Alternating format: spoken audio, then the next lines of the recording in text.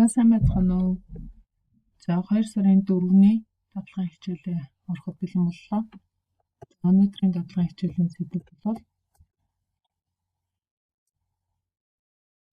хоёр эргэлттэй хөдөлгүүрийн удирдлагын эхлэхэд хязгаарлах таслал болон хяналтын гэрлийг холбох гэсэн дадлага хичээл орох нэ. За өмнөх хичээлээр буюу өчигдөр бид хоёр эргэлттэй хөдөлгүүрийн удирдлагын эхлэхийг холбож сурсан. Удирдлагын эхлэхэд маань эдгээр тоноглолууд ордог. Удирдлагын эхлэхэд эдгээр тоноглолууд орно. Хүчний эхлэхэд эдгээр тоноглолууд ордог. За хүчний эхлэхэн дээр багш нэг зүйлийг сануулж хэлэхэд хөдөлгүүрийг ер нь яавал хоёр чиглэлд эргэдэг болгох вэ гэхээр хөдөлгүүрийн фазын дарааллыг сольж өгснөөрөө цахилгаан хөдөлгүүр маань хоёр чиглэлд эргэх боломжтой байдаг. Өөрөөр хэлбэл KM1 соронзон залгуур нь цахилгаан хөдөлгүүрийг зүүн тийш нь эргүүлж хагаад KM2 нь баруун тийш эргүүлэх үүргийг гүйцэтгэх нь.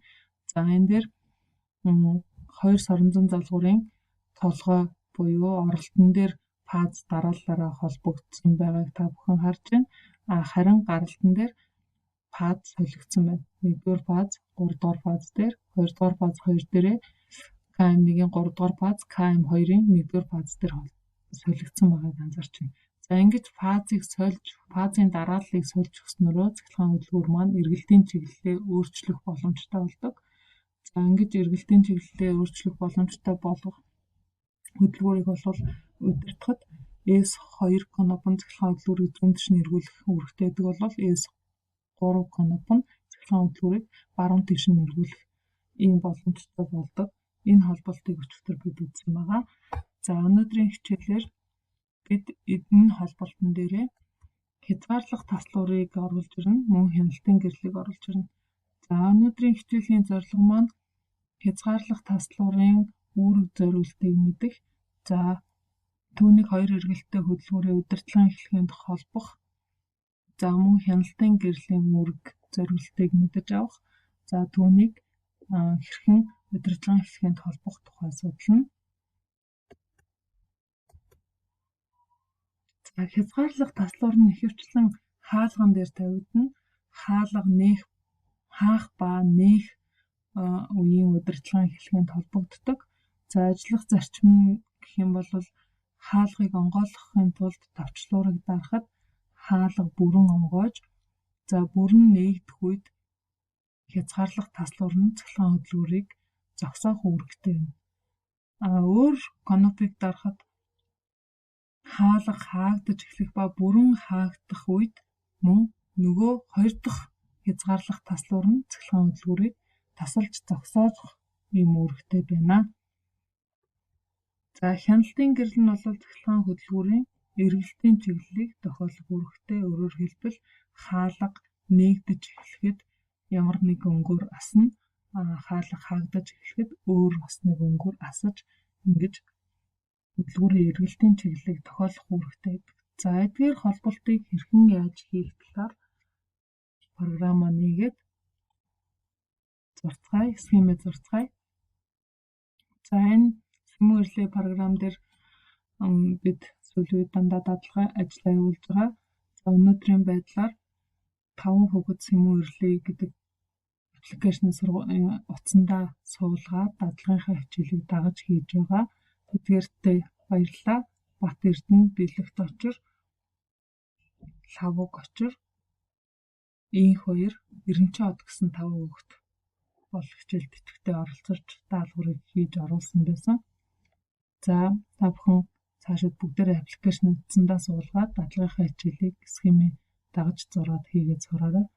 За энэ схемүүдийг хийж сурснараа бид тоноглол дээр холбуулт хийхэд илүү хялбар амархан болж байгаа шүү. За ингээд багш нь схемээ зурж эхлэе. За хамгийн нэгдүгээр дулааны эрэлхийний залгаатай контакт бидэнд хэрэгтэй. За үүнийг дулааны эрэлхийний залгаатай контакт болгохын тулд нэрийг нь өөрчлөе. Дулааны эрэлхий маань F1 гэсэн нэртэй байгаа учраас F1 болгоё. За дулааны эрэлхийний залгаатай контакт буюу 9596 хамгийн нэгдүгээр бидэнд хэрэгтэй. За дараа нь асаах, унтраах коноп маань хэрэгтэй. Асаах, унтраах конопоо сонгож авъя. Хамгийн түрүүнд зогсоох коноп ордог. За асаах конопноос хэд хэрэгтэй лээ? 2 асаах коноп хэрэгтэй тийм ээ. Хөдөлгүүрийг 2 төрөнд эргүүлэхийн тулд 2 асаах коноп, 1 зогсоох коноп хэрэгтэй. За мөн блок контакт хэрэгтэй. Блок контакт маань KM1 гэсэн нэртэй байгаа учраас нэрийг нь өөрчлөх шаардлагатай. KM болгоё. За 1 болчихлоо. Дараагийнх нь KM2-ын блок контакт учраас нэрийг нь өөрчлөе. 2 болгоод нэрийг өөрчлөлөө. За дараагийн элемент бол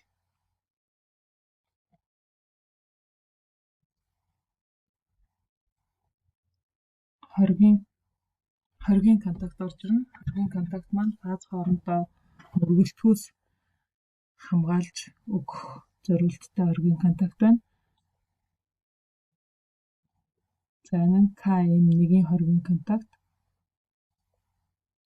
Нэрийг KM болгоё.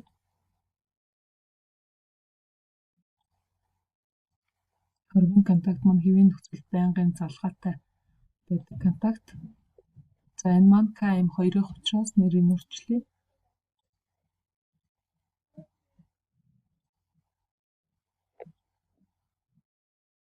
За энэ дээр одоо нөгөө хязгаарлах таслуур маань орж ирнэ. За хязгаарлах таслуур маань хэвийн нөхцөл байнгын залгаатай байдаг учраас S5 гэсэн зогсоох коноп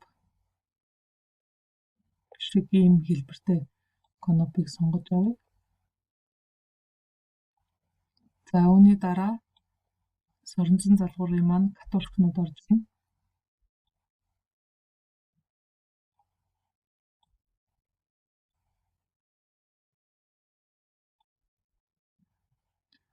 За одоо бидэнд хяналтын гэрэл хэрэгтэй.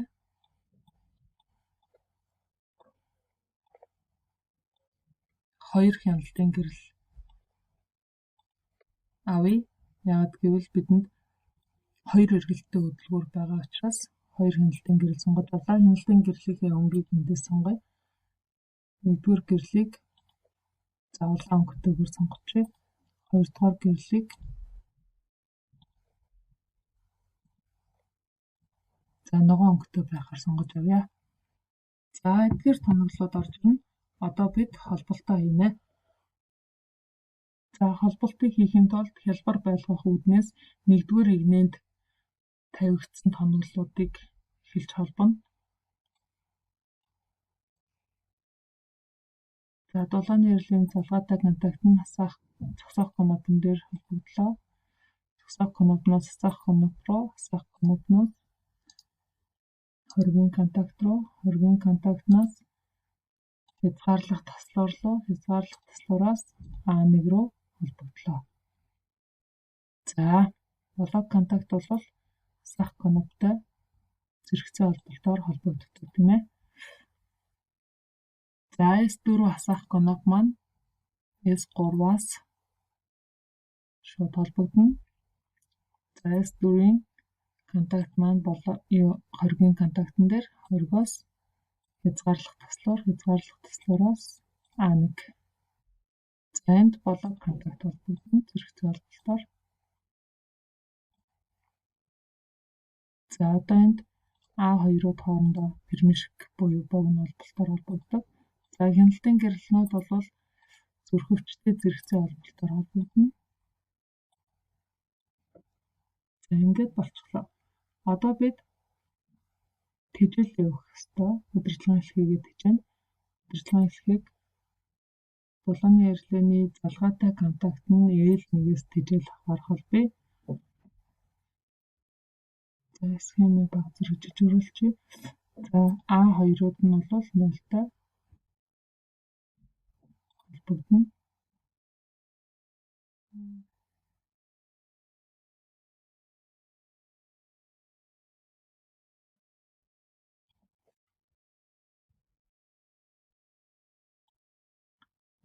A2-тай холбогдно. За энэ холболтыг бүрийг байршуулчихъя.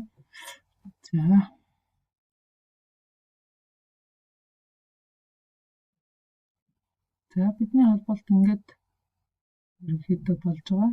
За одоо холболтоо шалгаж үзцгээе. Тоглуулж үзцгээе. Энд тэжээлийг холбоно. S3-ыг дарахад KM1 соронзон залгуурын үндсэн контактууд татагдаад хөдөлгүүр маань ажиллаж эхлэн энд хяналтын гэрэл асна. За өөрөөр хэлбэл S3 маань хаалгыг онгойлгох кноп гэж төсөөлье. За хаалга онгоож эхэллээ. Улаан гэрэл аслаа. Хөдөлгүүр маань эргээд хаалга онгоож эхэллээ. Бүрэн онгоож дуусангууд хязгаарлах таслуур тасаллаа. Хөдөлгүүр унтраад хэлхээ маань зогсож байна. За хязгаарлах таслуур маань ийм үүрэгтэй. За буцаад хаалгыг хаах кнопыг S4 гэж авч үзье. S4-ийг дарахад ногоон гэрэл аслаа. Мотор эргэлээ. Хаалга хаагдаж эхэллээ. Бүрэн хаагдахад хязгаарлах таслуур хэлхийг тасалж өгнө. Ингээд хэлхээ тасрахад мотор маань унтрна. За дахин хэлхийгээ шалгая.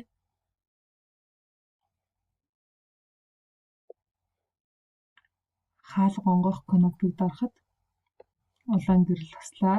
Мотор эргэлээ. Хаалга онгоож эхэллээ. Бүрэн онгооход хязгаарлах таслуур тасаллаа хэлхийг. За энэ хязгаарлах таслуур маань яг бүрэн онгоож эхлэхэд таслагдахаар одоо хаалган дээр байрлсан байдаг. Хаалган дээр байрлаад бүрэн онгоож эхлэхэд хязгаарлах таслуурын контактн дээр очиж түлхэж өгдөг. За тэгээд хязгаарлах таслуур маань тасраад эхлэхээ унтардаг. За буцаагаад хаалгыг хаах кнопыг дарлаа. Ногоон гэрэл аслаа. Хөдөлгүүр эргэлээ. Хаалга маань хаагдаж эхэллээ. За бүрэн хаагдахад нөгөө хоёр дахь хязгаарлах таслуурын маань контактн дээр хаалга очиж дарлаа. Эхлэхээ саллаа. За хязгаарлах таслуур маань ерөөсөө ийм үүрэгтэй. Одоо хаалга бүрэн онгооход хязгаарлах таслуур хэлхийг хаах нь байна. Хаалга бүрэн хаагдахад хязгаарлах таслуур хэлхийг салгаад хаалга маань хаагдах нь байна. За тохионы гэрэл бол ойлгомжтой тийм ээ. Аль соронзон залгуур ажиллаж байгааг мөн хөдөлгүүр хаашаа эргэж байгааг тохиолох ийм үүрэгтэй байдаг. За ер нь энэ хэлхийн дээр холболт хийхэд схем дээрээ харахад схем цээжлэхийн тулд бол эхний энэ игнэнд ямар тоноглолууд холбогдож байна гэдгийг тогтоогоод дараагийн игнэнд ямар тоноглолууд байна. За дараагийн эхлэхэнд ямар тоноглолууд байна гэдгийг тогтоогоод явуучвал та нарт дараа бодитоор тоног төхөөрөмждөр холболт хийхэд илүү хялбархан болно. За ингээд энэ схемээ та бүхэн маань аппликейшн дээрээ багшаа дуурайгаад зураад туршаарай.